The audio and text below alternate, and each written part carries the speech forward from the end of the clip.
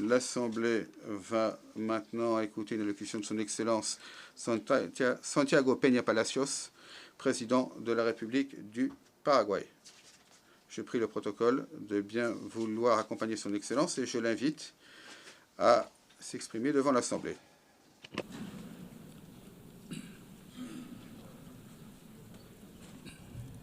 Señora Presidenta de la Asamblea General. Madame la Présidente de l'Assemblée Générale, Excellences, Mesdames et Messieurs les chefs d'État et de gouvernement, Excellences, Mesdames et Messieurs les ministres des Affaires étrangères, Mesdames et Messieurs, il s'agit de ma 3e intervention à l'Assemblée Générale des Nations Unies. À n'en pas douter, c'est pour moi un privilège et un honneur de représenter le Paraguay dans cette belle enceinte. Mon pays peut sembler petit sur le plan géographique, mais nous sommes un géant pour ce qui est de notre esprit et de notre potentiel.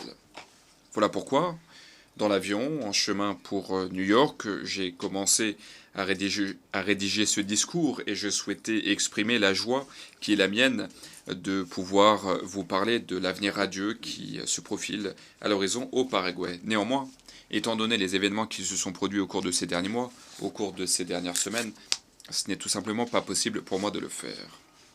Hélas, je me dois de commencer mon propos en rappelant une anecdote qui concerne Theodor Mommsen, qui a reçu le prix Nobel en 1903 et qui a demandé, en recevant le prix Nobel, qui a demandé à l'assistance de ne pas applaudir car il a dit « l'heure est trop grave pour applaudir ». Et son intuition a été totalement confirmée au cours des années suivantes. Et je pense que nous pouvons dire la même chose aujourd'hui. Le fait est que nous assistons aujourd'hui à l'avènement du mal, des idéologies radicales, de l'intolérance. Hélas, ces phénomènes sont bien réels et ils s'ancrent dans certains secteurs de nos sociétés.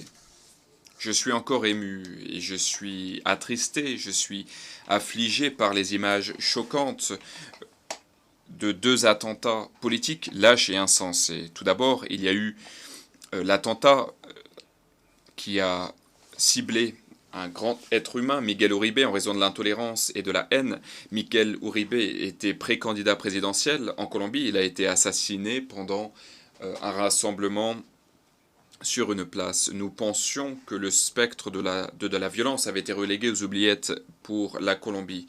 Ensuite, nous avons vu un jeune plein de rêves, Charlie Kirk, qui a été arraché à sa femme et à ses enfants. Pourquoi? Quelle était sa faute? Eh bien, il défendait ses convictions et ses valeurs avec éloquence et courage. Ces 2 hommes, au lieu de se livrer à la violence pour imposer leurs idées, ces 2 hommes avaient recours à la méthode la plus pacifique qui soit, c'est-à-dire le débat libre, le débat franc, ouvert, sans éviter les positions les plus controversées, mais toujours dans le cadre du respect. Cette riposte répugnante, macabre, doit nous réveiller de notre état de torpeur et de complaisance. Mesdames et messieurs, chers amis, nos valeurs, notre manière de vivre sont menacées. La démocratie est une idée géniale qui a été créée par l'esprit grec. C'est la démocratie qui nous permet de coexister de façon pacifique en dépit de nos différences. Et la démocratie est aujourd'hui en péril.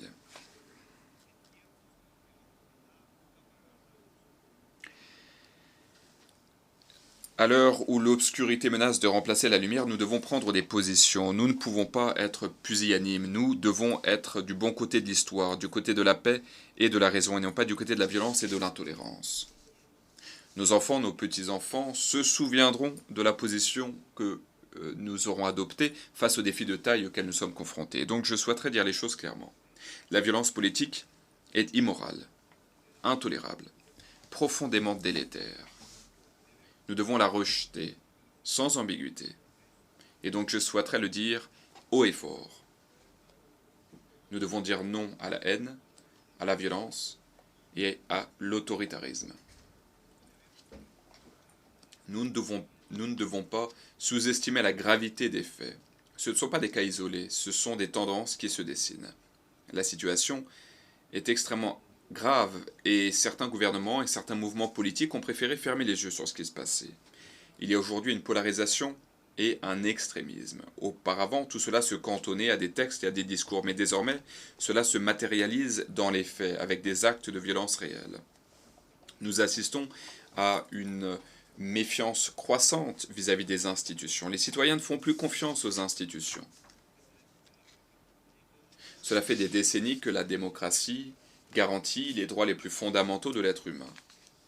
Et tout cela est consacré par un magnifique instrument, à savoir la Déclaration universelle des droits humains. Cette déclaration est un document intemporel, une prouesse des Nations unies. Et la démocratie est assiégée à gauche comme à droite. Or, mesdames et messieurs, nous pourrions atteindre un point de non-retour. Cette situation de crise fait le lit de l'autoritarisme. Lorsqu'il y a une érosion des valeurs démocratiques, eh bien, l'autoritarisme, ou son frère jumeau pervers, le populisme, gagne du terrain. Le Paraguay est extrêmement préoccupé par les restrictions imposées aux droits fondamentaux, tels que l'accès à l'information, la liberté d'expression, dans un certain nombre de pays frères. Cela montre que la crise est d'ores et déjà devant nous, profonde. Je souhaiterais citer la situation déplorable au Venezuela. Cette situation est véritablement alarmante. Il y a des violations systématiques des droits humains, des violations des libertés fondamentales.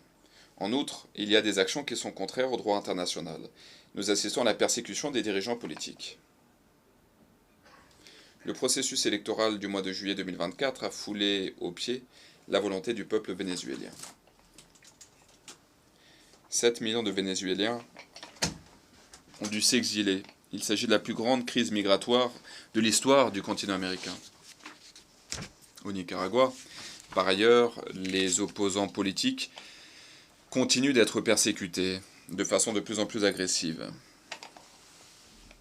La situation relative aux droits humains et aux garanties fondamentales est grave.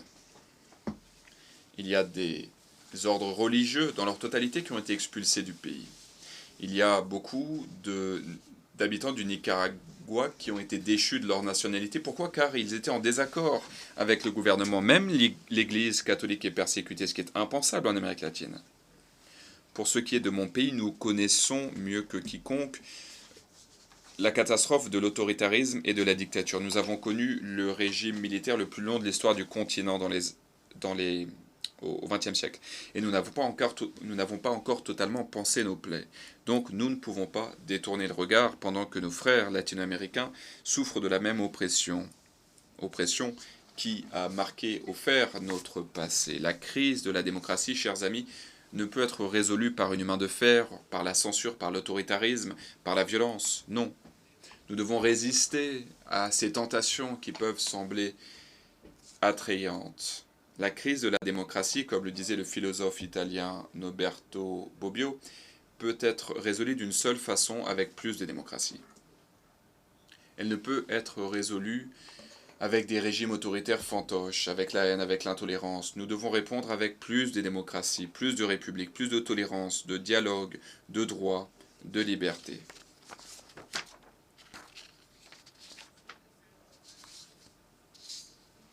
La raison d'être des Nations Unies, c'est le maintien de la paix. Néanmoins, à l'heure où nous nous réunissons aujourd'hui, il y a plus de 120 conflits armés qui nous montrent ce qui peut se produire lorsque les institutions s'effondrent. Nous disons notre solidarité à toutes les victimes des conflits armés. Nous plaidons en faveur du règlement pacifique des différends. Je suis particulièrement attristé par la situation en Haïti. Le moment est venu pour que l'ONU agisse de façon décisive et coordonnée, notamment par la voie du Conseil de sécurité. Le Paraguay le sait, et nous sommes prêts à aider le peuple haïtien. Le peuple haïtien ne peut attendre plus longtemps. Par ailleurs, je souhaiterais aborder une situation qui ne concerne pas seulement les conflits armés, mais qui est tout aussi grave. Nous assistons à une crise silencieuse mais dévastatrice, l'effondrement des chaînes d'approvisionnement mondial. La pandémie nous a montré à quel point elles étaient fragiles. La guerre en Ukraine les a exacerbés et aujourd'hui, le risque avec la fragmentation géopolitique, c'est que ces chaînes se brisent de façon définitive. Nous avons besoin urgemment de chaînes plus fiables, avec une plus grande diversification, plus de résilience. Nous ne pouvons pas promouvoir l'efficacité de ces systèmes au détriment de la sécurité. Nous ne pouvons pas sacrifier la fiabilité au nom du prix. Nous devons le dire clairement, tous les partenariats commerciaux ne se valent pas. Nous devons être prudents avec les modèles économiques trompeurs qui s'accompagnent d'autoritarisme sur le plan politique, de surveillance de masse, d'érosion des libertés fondamentales. Lorsque nous acceptons des investissements qui compromettent notre souveraineté, lorsque nos infrastructures critiques dépendent de régimes autoritaires, eh bien nous sommes en train d'hypothéquer non seulement notre économie, mais également notre démocratie. Donc, nous avons besoin d'une plus grande intégration avec nos pays, qui doit reposer sur le commerce et sur des valeurs partagées. L'état de droit, les libertés individuelles, le libre-échange, la défense de la famille traditionnelle et du droit à la vie, et ce dès la conception de l'être humain.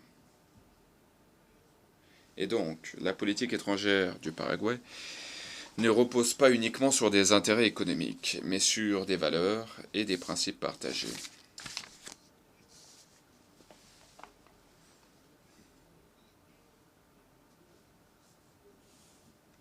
Voilà pourquoi nous ne pouvons pas nous dérober face aux défis qui pèsent sur la paix mondiale. Nous ne pouvons pas nous rendre complices. Nous ne pouvons pas rester silencieux. Aujourd'hui, il y a des défis qui nous définissent en tant que nation démocratique. Nous devons prendre des positions claires sans ambiguïté. Nous devons nous tenir aux côtés de nos alliés, de nos amis. Et donc nous réitérons ici une position sans ambiguïté. Israël a le droit de se défendre. Les attentats terroristes du 7 octobre 2023, qui ont visé des civils israéliens, ont constitué des actes, des atrocités indicibles. Aucune cause ne peut les justifier. Nous rejetons toute tentative d'établir des équivalences entre, d'un côté, les autorités démocratiquement élues israéliennes et de l'autre, les dirigeants du groupe terroriste Hamas. Mesdames et messieurs, l'antisémitisme, tout comme nous le voyons au quotidien, n'est pas un accident du XXe siècle. L'antisémitisme reste présent. Il s'inscrit dans le cadre de cette violence irrationnelle, de cette dont j'ai parlé à l'entame de mon propos. Et je dois dire que je n'ai jamais compris pourquoi tant de personnes pouvaient faire preuve d'antisémitisme, alors que le peuple juif a tant contribué sur le plan matériel, culturel et spirituel au monde. Et pourtant, hélas, cette perversion persiste encore aujourd'hui. Et donc nous devons être conscients et nous devons dire non à la haine. La Shoah ne doit jamais se répéter. Voilà pourquoi nous faisons partie des premiers pays au monde à avoir mis le Hezbollah et le Hamas sur la liste des organisations terroristes internationales. Et nous avons toujours condamné les actions malveillantes de ces groupes. Nous condamnons dans les termes les plus fermes ces organisations criminelles.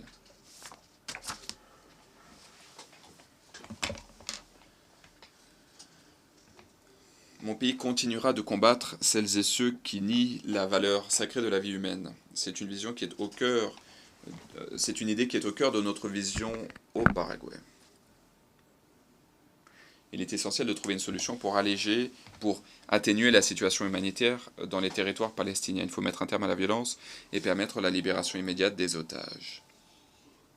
Nous avons besoin d'un dialogue constructif qui aboutisse à la coexistence pacifique entre les deux peuples. Cela doit être une source de paix durable au Moyen-Orient.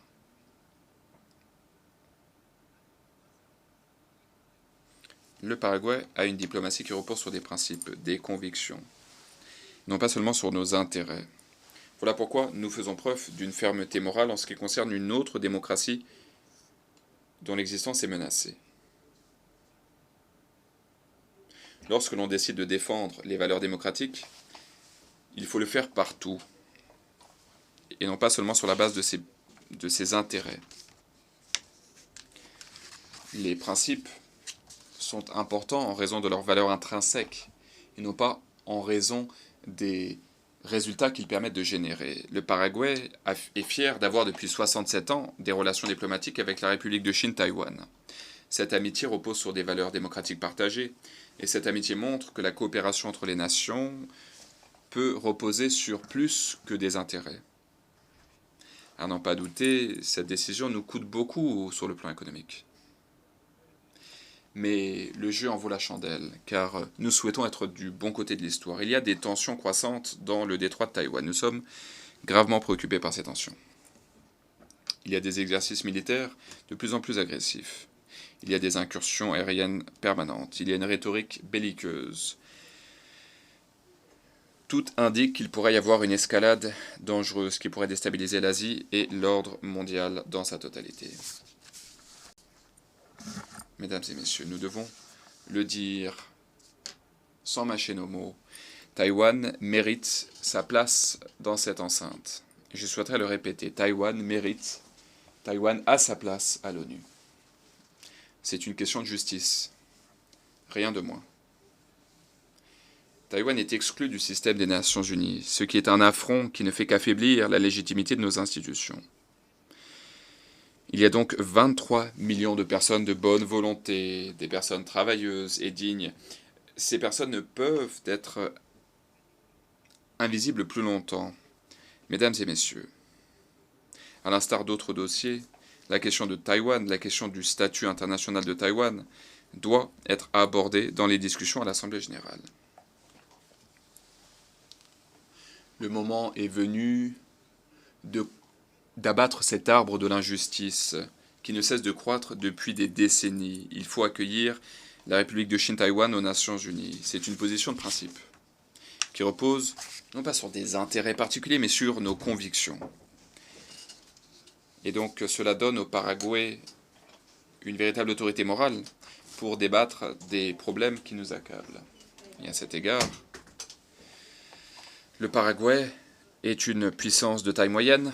Nous jouons un rôle central dans la construction du consensus, dans le renforcement du système multilatéral. Et les faits nous donnent raison. Nous travaillons de façon constructive. Nous participons aux débats multilatéraux. Conformément à cet engagement actif, nous sommes actuellement membres de l'ECOSOC. Nous avons également des experts nationaux qui siègent au tribunal du droit de la mer, au comité des droits de l'homme, au comité des droits économiques, sociaux et culturels. Nous avons également des experts qui siègent au sein du CCQAB, entre autres. Pour ce qui est de la période 2026-2027, nous souhaitons présider le bureau de la 6e commission de l'Assemblée générale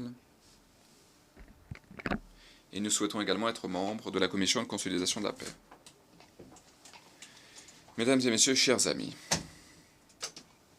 le Paraguay se tient debout. Nous sommes prêts à jouer notre rôle au concert des nations, non pas comme acteurs de second plan, mais comme acteurs de premier plan pour trouver des solutions aux problèmes mondiaux. Donc nous acceptons et nous nous engageons à mettre en œuvre l'initiative ONU 80 du secrétaire général. L'objectif est de renforcer l'efficacité dans l'utilisation des ressources existantes. Il faut simplifier les processus et il faut également examiner l'examen des mandats. Voilà pourquoi nous exigeons la mise en œuvre de l'équilibre géographique pour ce qui est de la désignation du prochain secrétaire général, pour renforcer la légitimité et la représentativité au sein de cette organisation. Dans le cadre de ce processus, nous sommes convaincus que notre région a des candidatures de personnalités très chevronnées, intègres, dotées d'une vision, prêts à établir des passerelles pour surmonter les défis qui font peser des risques sur la planète. Il est essentiel de réformer le Conseil de sécurité.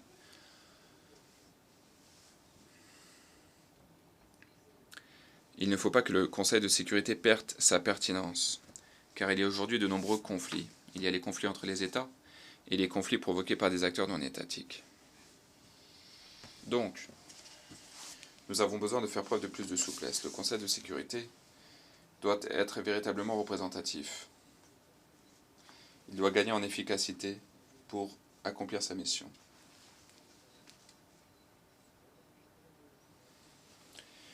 Nous demandons l'élimination du droit de veto. Cela va donner de la légitimité au Conseil. Cela permettra à l'ONU, Organisation universelle, de jouer un rôle de premier plan pour régler les grands défis auxquels fait face le monde. Madame la Présidente, Mesdames et Messieurs, je sais que le portrait que j'ai brossé de la situation internationale est assez lugubre, mais j'ai préféré dire la vérité pour ne pas sous-estimer la gravité de la situation. Néanmoins, je suis un grand optimiste devant l'Éternel, et donc je me dois de le dire, je regarde l'avenir avec beaucoup d'espoir. Comme l'a dit l'écrivain William Faulkner, l'humanité ne va pas se contenter de survivre, elle va aller de l'avant. Nous sommes bourrés de défauts, certes, mais lorsque nous faisons primer la solidarité, le dialogue, la tolérance, nous pouvons accomplir de grandes choses. Nous ne pouvons pas bâtir l'avenir simplement avec des vœux pieux. Nous devons faire preuve de persistance, de discipline. Comme je l'ai toujours dit, il n'y a pas de raccourci pour le développement, il faut travailler dur. Les discours ne suffisent pas. Nos peuples sont las de ces discours grandiloquents qui ne se traduisent pas en résultats concrets. Nourrir les populations, garantir la sécurité, scolariser les enfants. Il y a aujourd'hui un problème de méfiance. Et pour y remédier, nous avons besoin de générer des résultats. La démocratie doit montrer qu'elle peut fonctionner, qu'elle peut générer de la prospérité, qu'elle peut garantir la justice, qu'elle peut nous donner de l'espoir, qu'il est possible d'avoir une démocratie à visage humain, avec un contenu social, comme celle qui a été défendue par ceux qui m'ont formé dans mon parcours politique, Ignacio Panet, Juan Mallorquín.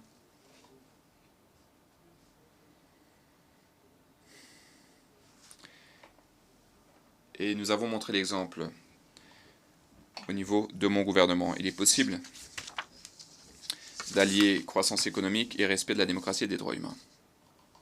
Et je ne le dis pas pour me vanter, je le dis avec l'humanité qui est une qualité bien connue des Paraguayens. Humilité qui découle de notre histoire de grandeur et de souffrance. Nous connaissons le cycle éternel de la Renaissance. Le sursaut, la crise, la tragédie. Nous avons dû nous réinventer encore et encore, et renaître de nos cendres. Et dans ce processus, nous avons construit le Paraguay d'aujourd'hui. Et ce Paraguay est un pays qui est aujourd'hui reconnu pour ce qu'il est, un géant qui ressurgit. En temps de bouleversement, nous sommes en train de construire quelque chose de différent. Un modèle qui fonctionne, un modèle qui génère de la confiance et des résultats.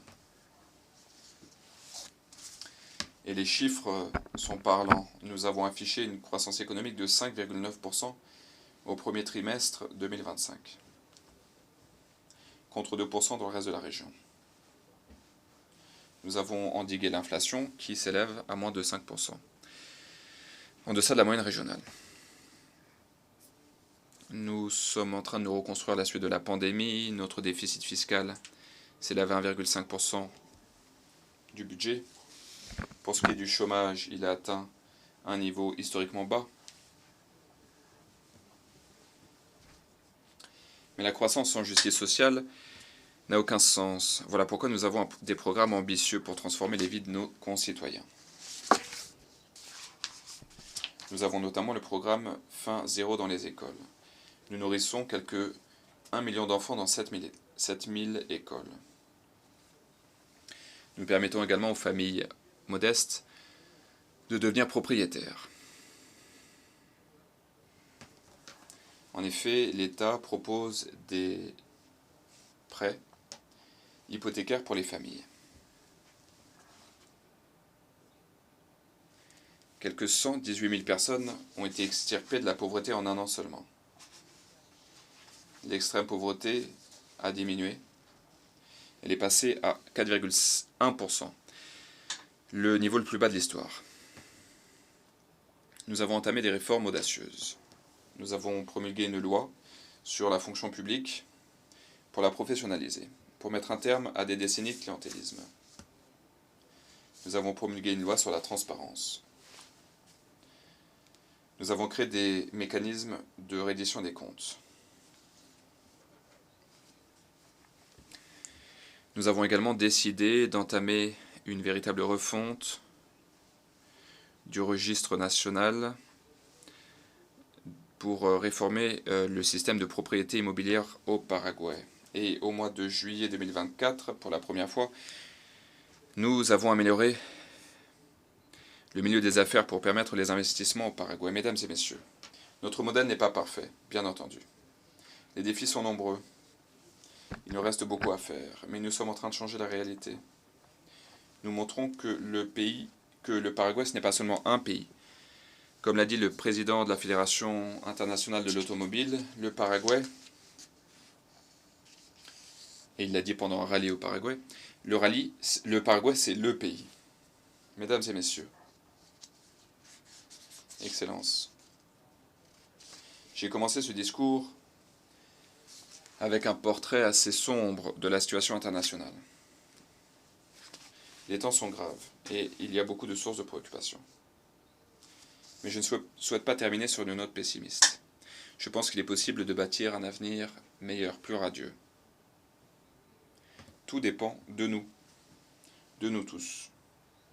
Nous ne devons pas avoir peur d'analyser, de diagnostiquer les problèmes, et nous devons y faire face avec conviction. L'avenir n'est pas prédéterminé.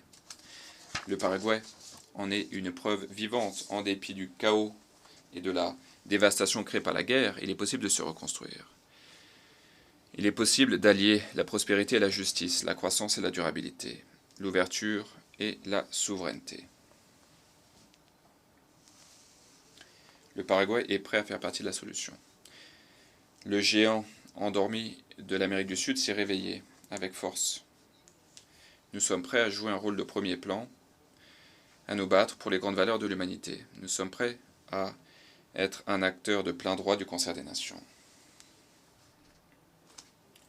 Nous croyons dans un avenir où la démocratie survit et prospère même. Nous croyons dans un avenir où le développement bénéficie à tout le monde et non pas seulement à une poignée. Nous croyons dans un avenir où la coopération repose sur des valeurs partagées et non pas sur des intérêts étriqués.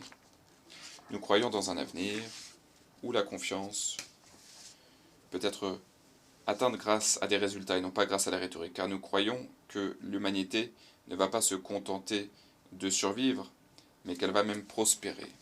Nous savons qu'il est possible de bâtir cet avenir différent, et c'est ce que font les Paraguayens jour après jour. Et je vous invite à nous emboîter le pas.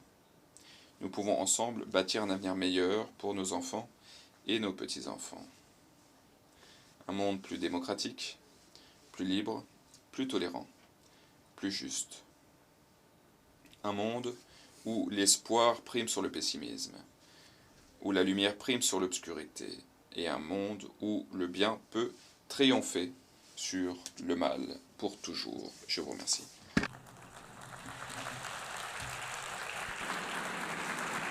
On behalf of the Assembly, Au nom de l'Assemblée, permettez-moi de remercier le président de la République du Paraguay,